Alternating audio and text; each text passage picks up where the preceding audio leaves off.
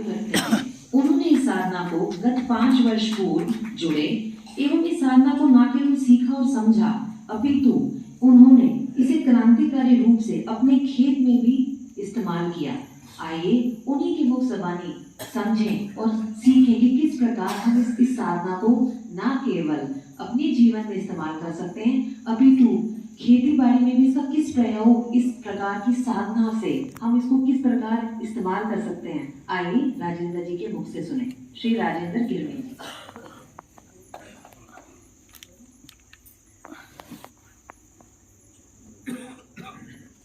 राम राम। जय श्री राम। जय श्री राम। गुरुर ब्रह्मा गुरुर्विष्णु गुरुर्देव महेश्वरा गुरुर साक्षात परब्रह्म तस्मै श्री गुरुवे नमः। ये तीनों त्रिमूर्तियों को मेरा नमन, माता जी को नमन, श्यामा दीदी, शशि दीदी को नमन, और भारत से पूरे राज्य से आए हुए मेरे भाई बहन और सभी संतगण, ईश्वर को मेरा नमन। मैं मेरा अनुभव सुनाता हूँ पहले, बाद में मेरे बच्चे का एक अनुभव है। वो इधर 3 दिन का शिविर किया था, उसे वो भी अनुभव मैं सुनाऊंगा। और ये साधना मैंने खेती में कैसी जुड़ाई है ये भी मैं बताऊंगा। तो हमारा हिंदी जरा कम है, मैं मराठी का स्पेशल हूँ।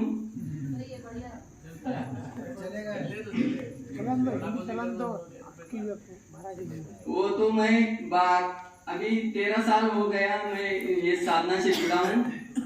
पहले मैंने औरंगाबाद में एस एन पाटिल जी साहब के उधर मैंने औरंगाबाद में और हनुमान मंदिर में मैंने पहला शिविर किया। तो पहले मैंने SSY किया था, टॉप लिविंग किया था, सभी किया था, लेकिन मेरी तबीयत, मेरा वजन था 85 और मेरे को पित्त की, कब्जियत की शिकायत थी और मेरा पाइल्स का प्रॉब्लम था और आंतों की भी तकलीफें थी। और मैं वजन तो नहीं कम कर सका उसी में, लेकिन बाद में मेरे को अकलूज में एक साधक ने वो शिविर किया था औरंगाबाद में। तो उस लेडी ने हमें बताया, अभी वो साधना में नहीं है, तो उसने बताया एक शिविर करो तुम। उसके दुकान में गए तो देखो, तो हम औरंगाबाद में गए तो हमें लगा ये कुछ गड़बड़ है। भोसले साहब ने बताया वैसा ही मेरा हो गया पुणे की। तो हम उधर पहुंचे तो हमें उधर रहने को लिए जगह नहीं मिली। तो हम क्या करें, अभी हमारे साथ पिताजी थे, बाद में मेरी बहन थी, छोटी वाली मोटी वाली दोनों बहनें थी, और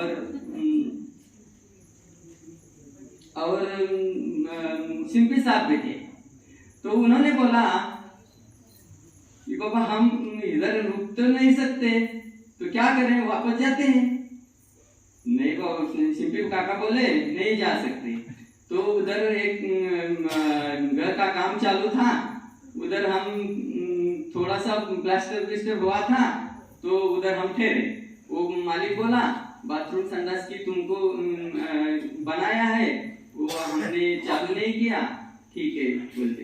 हम उधर ठहरे, पास ही हॉल के पास ही, ज्यादा तो दूर नहीं जा सकते थे, मालूम भी नहीं था औरंगाबाद क्या है क्या नहीं। अकलूज औरंगाबाद तो दूरी पर है। तो बाद में हमने वो रूम ज्वाइन किया और हमारा शिविर चालू होता है। शिविर चालू होता तो बहुत भीड़ थी, उसी टाइम बहुत भीड़ थी। तो भीड़ में बहुत पीछे बैठना पड़ता था।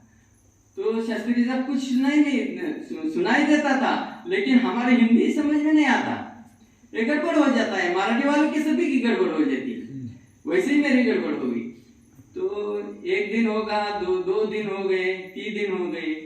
3 दिन के बाद मेरे को इतना तकलीफ हो रहा कि सिंपी काका को बोले मैं अभी वापस जा रहा हूँ, मेरे को नहीं ये साधना करने की, कुछ नहीं, ये कच्चा वगैरह कुछ नहीं खाने का, कुछ नहीं। सिंपी काका बोले अभी तो 3-4 दिन बाकी है, तुम ठहरो, इसी का क्यों नुकसान करते हो? ठीक है बोले। तो चौथा दिन लगा। चौथे दिन के बाद मैंने रात को दबा कर खाया, खाने की कुछ तकलीफ नहीं, दबा कर खाया। तो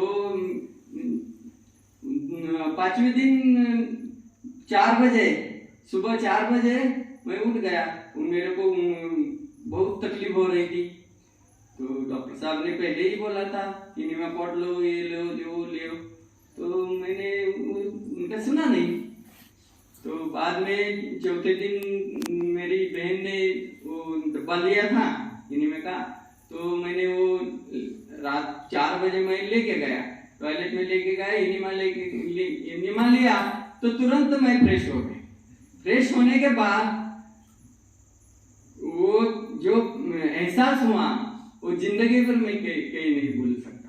क्यों कि वो एहसास बाद मालूम पड़ गया कि ये क्या है। बाद में मैं 5वें दिन पीछे से पहले सीट पर आ गया, कैसा ही करके आ गया। भीड़ थी बहुत, 400-500 लोगों का शिविर था, 500 लोगों का लगता था, और मंदिर हॉल छोटा था, ऊपर था मंदिर के ऊपर। तो कैसा करके हम बैठ गए।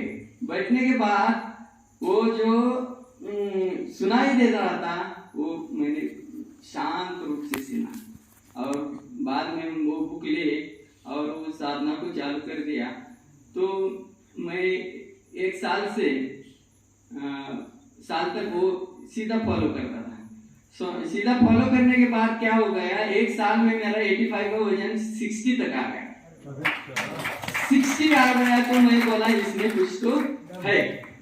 तो हमारे पिताजी ने भी किया था, लेकिन पिताजी मानते नहीं, ये क्या तुम घास फूस काम खिला रहे, बहुत डांटते थे, गालियां भी देते थे, ये मेरे को करना नहीं। मैं बोला तुम 20 गोली खा रहे हैं तो ये तो तुमको करना पड़ेगा। मेरा देखो मैं क्या हालत थी। तो उन्होंने वो थोड़ा थोड़ा धीरे धीरे, पढ़े लिखे नहीं थे ज्यादा, 7वीं कक्षा तक पढ़े थे, और माता जी तो छोड़ दो, बीवी तो हमारी वो मानती थी, जो चाहिए वो करके देती थी, लेकिन वो करती नहीं। तो बहुत बड़ी तपस्या होती है इसमें, इस साधना में इनका रोल बहुत बड़ा है, नहीं तो हम नहीं कर सकते। तो उन्होंने जो दिया वो खाना पड़ता है आपको, उन्होंने जो दिया वो खाना पड़ता है, उन्होंने नहीं दिया कच्चा तो हम नहीं कर सकते। तो बाद में क्या हो गया, बाद में हम मानने लगे। तो अभी मैं मेरे दोस्त को मेरा देख कर क्या हो गया, बीमार है, अरे इसको क्या कैंसर हो गया क्या, इतना पतला हो गया। 1 साल में मेरा इलेक्ट्रॉनिक्स का बिजनेस था, बिजनेस भी है भी अभी, उसमें मैं काम करता था, भारी अच्छा चला था। बाद में मैंने क्या सोचा, ये साधना